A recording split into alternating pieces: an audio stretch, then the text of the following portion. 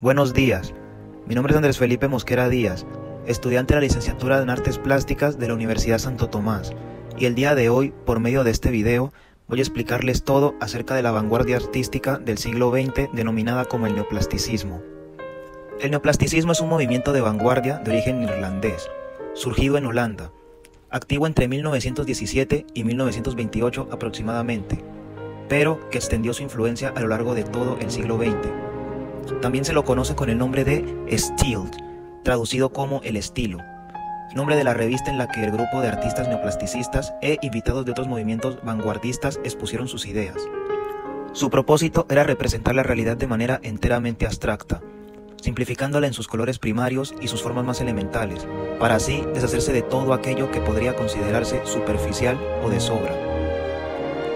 En el contexto de una Europa golpeada por la Primera Guerra Mundial, y con base filosófica y espiritual, pretendían crear un arte racional y universal que estuviera por encima de las subjetividades y los nacionalismos.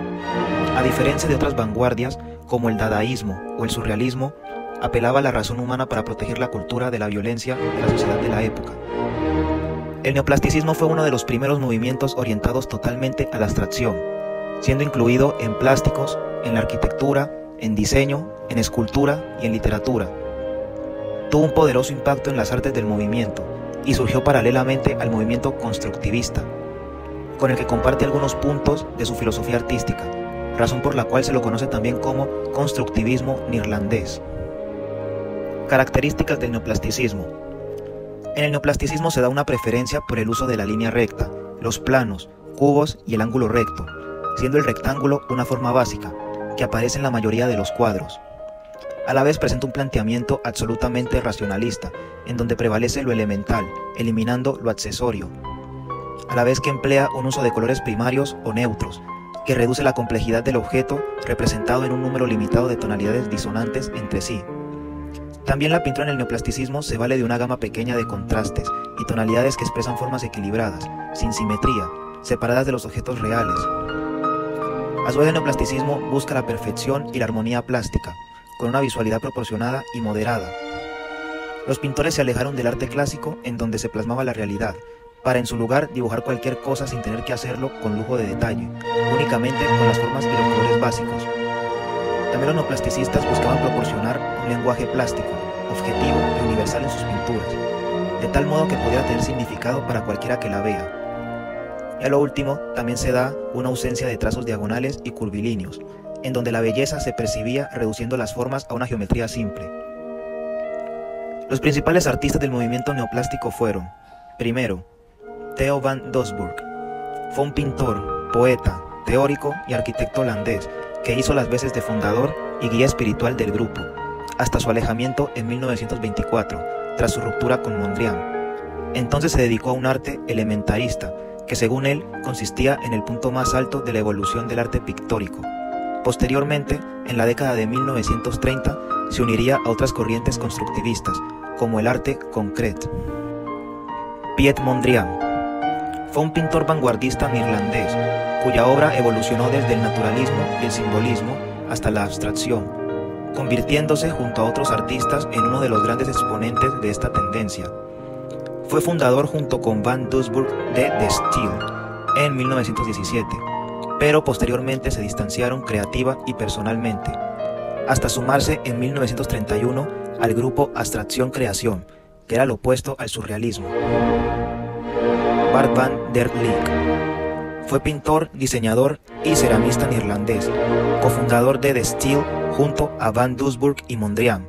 Sin embargo, sus discrepancias con Mondrian lo llevaron a un estilo propio, semi-abstracto, inspirado en imágenes reales, del cual después desarrolló un alfabeto formado enteramente por líneas rectas, que en 1941 convirtió en una tipografía para la revista vanguardista Flats.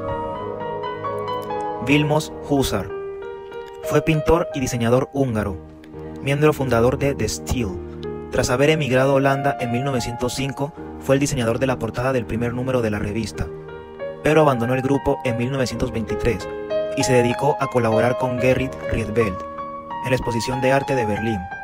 A partir de ese entonces se centró en el diseño gráfico y la pintura. Muchas de sus grandes obras se perdieron en el tiempo y sobreviven de ellas apenas reproducciones publicadas en The Steel. Gerrit Rietveld fue carpintero y arquitecto neerlandés, diseñador vanguardista de mobiliario y de piezas arquitectónicas. Fue miembro de The Steel desde 1924 a 1928 y fue uno de los arquitectos más importantes de Holanda.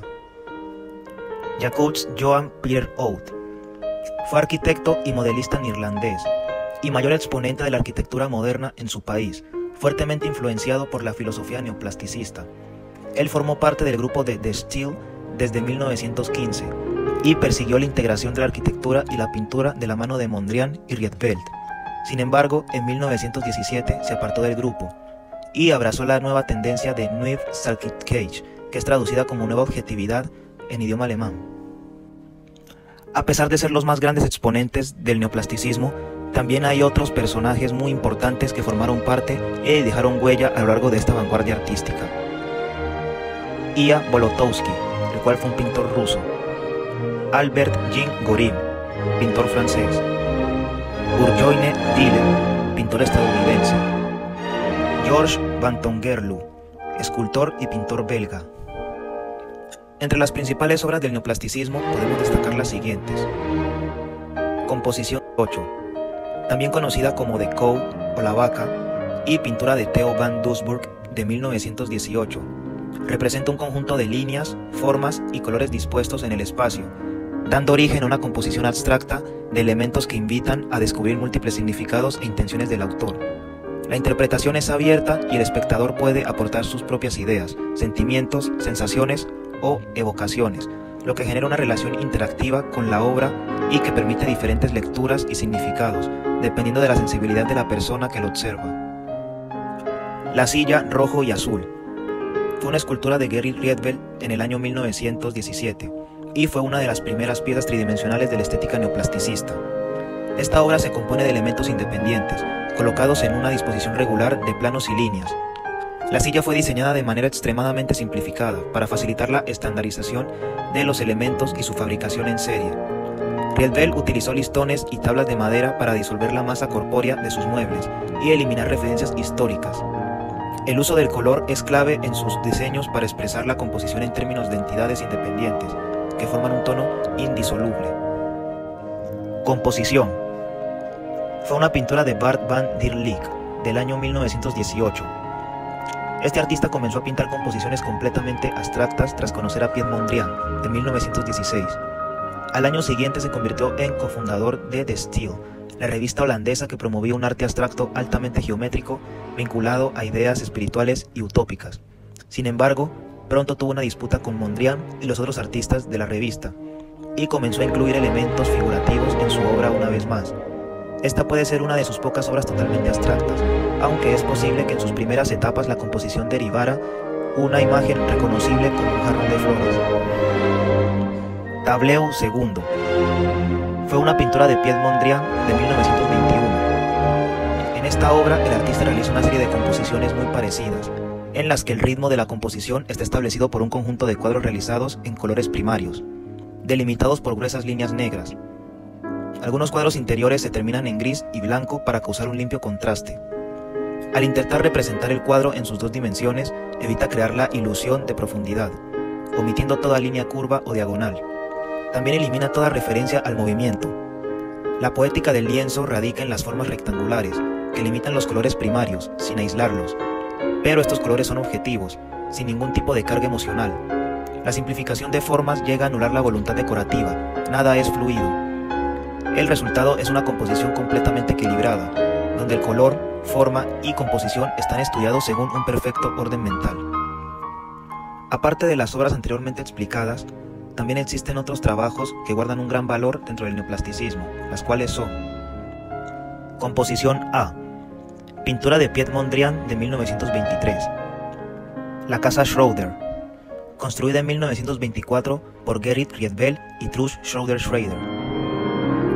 Composición aritmética de Theo van Doesburg de 1929 y Primera Ciudad de Nueva York, que fue una pintura de Piet Mondrian de 1942. En conclusión, el neoplasticismo nace como un movimiento de vanguardia, basado en los ideales de los movimientos cubista y naturalista. Y todavía en la teosofía propuso una nueva expresión artística, es decir, una nueva plasticidad basada en la abstracción geométrica y la reducción de la expresión plástica, expresada por la claridad, objetividad y pedido, concluyendo así en el año 1931.